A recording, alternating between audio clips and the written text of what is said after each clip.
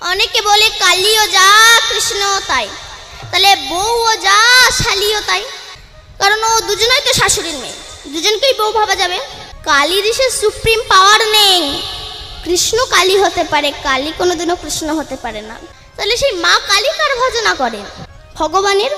জগতে কালী পূজা বেশি হয়, কৃষ্ণ পূজা কম হয়। কেন?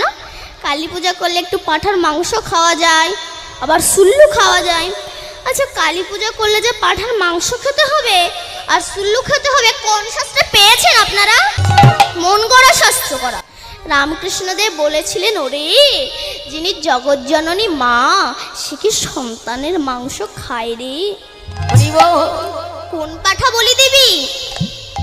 তোর হৃদয়ে 6টা পাঠা আছে, তারা কৃষ্ণ বিদ্বেষী, কাম ক্রোধ লোভ মোহ মাদক মাৎসর্য, এই পাঠাকে বলি দিবি। আর আমরা কি পাঠা বলি দিই?